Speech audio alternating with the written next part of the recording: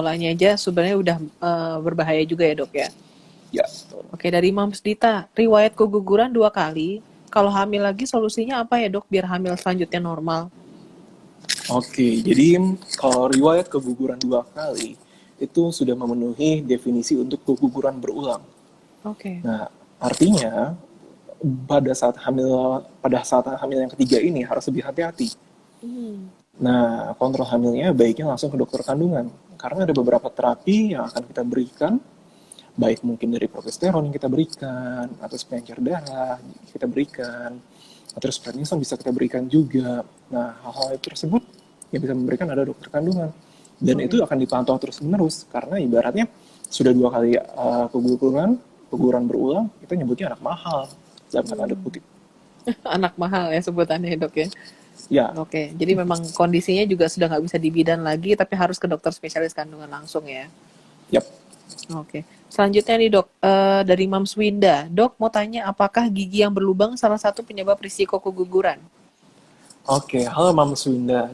Jadi kalau misalkan menurut penelitian dari infeksi gigi itu tidak menyebabkan langsung dari keguguran. Tetapi ingat, infeksi di gigi pada trimester akhir atau trimester 3 itu bisa menyebabkan dari namanya ketubannya pecah. Nah, setiap ada infeksi gigi kita sebagai dokter kandungan akan konsulkan nih ke dokter gigi. Infeksinya gimana? Apakah perlu ditambal atau mungkin perlu dicabut saking parahnya karena sudah jadi fokus dari infeksi tersebut. Nah, hal-hal tersebut akan kita lakukan demi apa? Demi supaya tidak ada sumber infeksi pada janinnya. Kalau misalkan sudah ada sumber infeksi, ketuban akan lebih tipis tentunya. Ketuban akan lebih tipis, terjadilah ketuban pecah.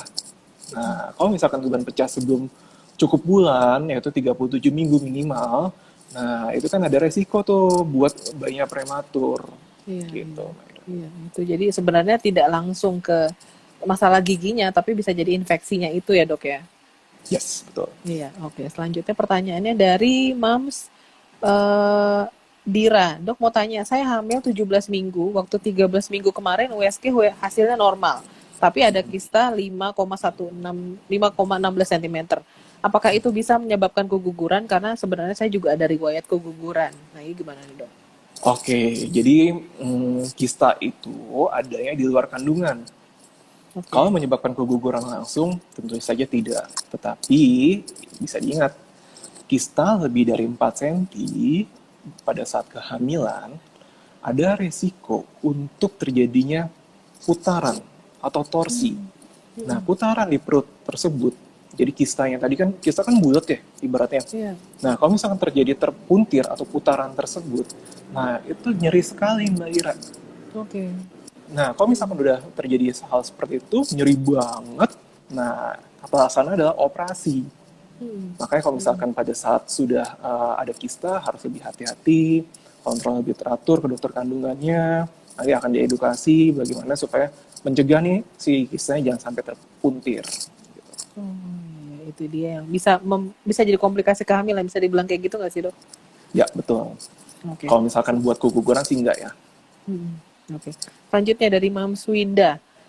Dari Mams Rizky, setiap mau USG takut dok karena takutnya ditemukan tanda keguguran bisa tanpa pendarahan. Jadi mungkin bertanya gini, apakah mungkin keguguran terjadi tanpa pendarahan dok? Oke, jadi sebetulnya nih kalau misalkan keguguran terjadi tanpa perdarahan bisa-bisa aja. Itu kita namanya leher rahimnya nggak kompeten atau kita nyebutnya inkompetensia cervix. Jadi nggak ada tuh namanya kram perut, nggak ada tuh namanya keluar darah, tiba-tiba tuh bayinya lahir gitu aja. Ibaratnya hal tersebut terjadinya awal-awal kehamilan, bahkan sampai trimester kedua pun juga itu bisa terjadi. Nah, gimana sih kita mendiagnosis dari inkompetensia cervix atau leher rahim yang tidak bagus? Itu juga dari USG. USG dari bawah. Jadi kita akan mengukur leher rahimnya berapa senti. Nah, leher rahimnya itu nanti kita ada cut off point-nya tersendiri. Berapa senti sih? Kalau misalkan tipis banget leher rahimnya, dan sudah ada pembukaan, dan ibunya nggak ada kram-kram di perut, oh jangan-jangan memang si leher rahimnya nggak kuat nih. Nah, makanya kita sebut inkompetensia cervix. Gitu. Oke, bisa dibilang juga kandungan lemah itu ya, Dok ya? Yap. Oke, nah ini juga ada pertanyaan nih dok. Dok, saya sudah 4 kali keguguran karena punya APS. Kenapa sih APS bisa bikin keguguran dok?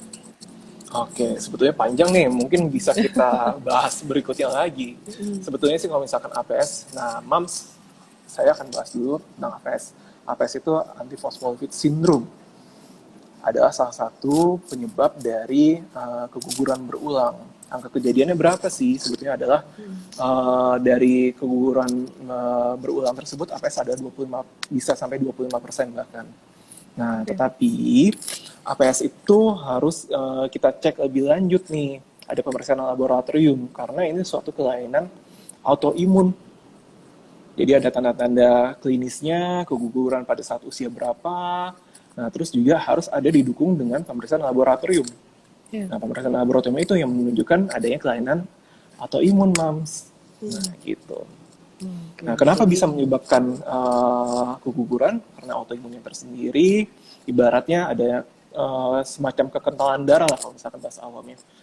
Kekentalan darah sehingga terjadinya APS, sehingga akan terjadi keguguran.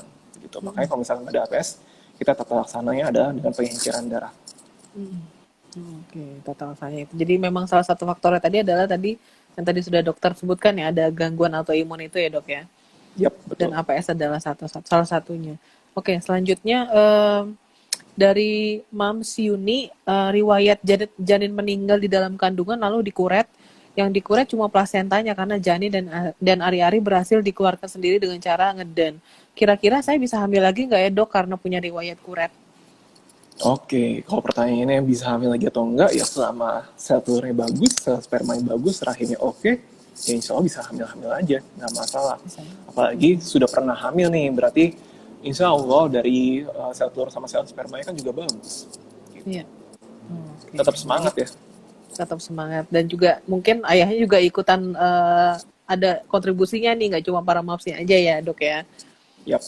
Oke, banyak banget mams yang bertanya, kenapa ya dok jadi lama hamil lagi setelah keguguran? Apakah ada hubungannya antara keguguran sama bisa hamil lagi? Oke, jadi kalau misalkan kita bicara tentang jarak antara keguguran sama hamil lagi, sebetulnya sih belum ada yang bilang nih kalau misalkan orang yang habis keguguran pasti akan lama hamilnya. Oke. Dibandingkan orang yang pernah keguguran bisa langsung hamil. Sebetulnya enggak juga. Karena apa? Sebelumnya kan udah pernah hamil. Artinya sel sperma sama sel telur dan lingkungan dari si rahimnya bagus. Maka terjadilah kehamilan. Tetapi kehamilan yang jadinya kurang baik. Tadi 50-60% ada kelainan kromosom. Sisanya ada kelainan metabolik bisa, autoimun bisa, infeksi bisa, lifestyle bisa. Nah, kalau misalkan semua udah diperbaikin dan sudah ada, ibaratnya kalau saya sih selalu memberikan seperti prekonsepsional vitamin ya untuk memperbaiki sel telur, sel sperma, dan si rahimnya sehingga nanti pada saat perencanaan kehamilan berikutnya lebih lancar gitu Mbak Ira. Ya, jadi mungkin kalau untuk ibu-ibu yang sudah punya riwayat keguguran begitu hamil lagi, memang ada tindakan pencegahan yang lebih lanjut dari dokter, beda sama kehamilan biasa ya dok ya. Ya. Iya, oke. Selanjutnya ini dari Mams Ismatika. Tadi sudah dijawab barusan sama dokter, dok saya sudah keguguran 1 tahun, kok lama ya untuk hamil lagi? Apa ada tipsnya dok? Ini minta tips nih, kalau tips gimana dok? Apakah harus pemeriksaan sebelum kehamilan lebih banyak atau gimana dok? Oke, berarti kan 1 tahun nih. 1 tahun semua bisa terjadi sih. Ibaratnya dari perubahan sel sperma bisa terjadi. Perubahan dari lingkungan, artinya lingkungan dalam hal ini adalah si rahim dan indung telur atau ovarium kita nyebutnya. Nah, kalau misalkan sudah 1 tahun, kita akan evaluasi nih, kenapa sih kok bisa belum hamil-hamil juga? Itu bisa disebut dengan infertilitas juga Mbak Ira.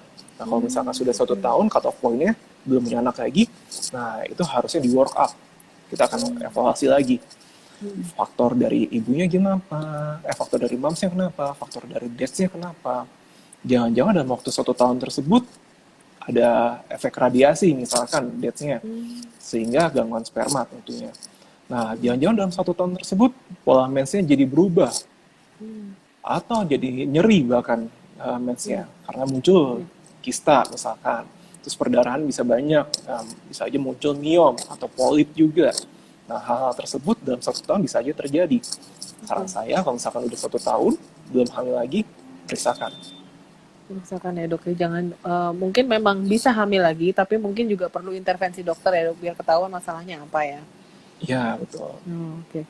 Dari Mams Raffi dok, jika abortus berulang sampai 6 kali, lalu kali ini sedang hamil 24 minggu, sebaiknya persalinannya yang aman apa ya dok? Bisa normal atau harus sesar? Oke, jadi riwayat keguguran berulang itu bukan indikasi mutlak buat sesar. Masih bisa aja normal, nggak masalah. Nah, tetapi hal itu ada pertimbangannya. Setiap dokter kandungan punya pertimbangan masing-masing.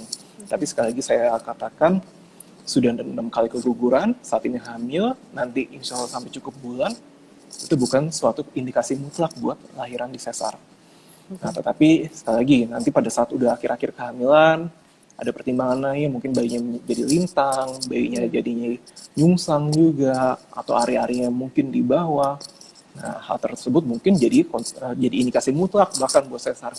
Gitu, Mbak Ira. Oke. Ketika misalnya para moms itu ketahuan hamil, lalu keguguran tuh sebenarnya ada prosedur medis nggak sih dok? Apa harus kuret? Harus langsung kuret? Apa bisa pakai obat tertentu atau gimana sih dok untuk membersihkan rahimnya? Oke, jadi kalau misalkan sudah keguguran nih, kita akan evaluasi dari hasil USG-nya. Seberapa sih sisanya? Atau jangan-jangan udah keluar semua. Kalau udah keluar semua, kita nggak ada intervensi sama sekali. Cuma edukasi aja. Nah, terus juga istirahatkan rahim, pemberian multivitamin, buat rekonstruksi berikutnya. Nah, tetapi kalau misalkan ada sisa, tergantung nih ukuran yang berapa. Pada saat ukuran tertentu, tidak bisa pakai obat, karena terlalu beresiko dan terlalu banyak mungkin. Nah, kalau misalkan ukurannya kecil, sedikit sekali, masih kita bisa pertimbangkan buat kasih obat aja. Kasih obat aja. Jadi nggak langsung pasti dikuret ya dok. Dilihat dulu kondisinya Enggak. gimana ya dok ya. Enggak pasti dikuret kok.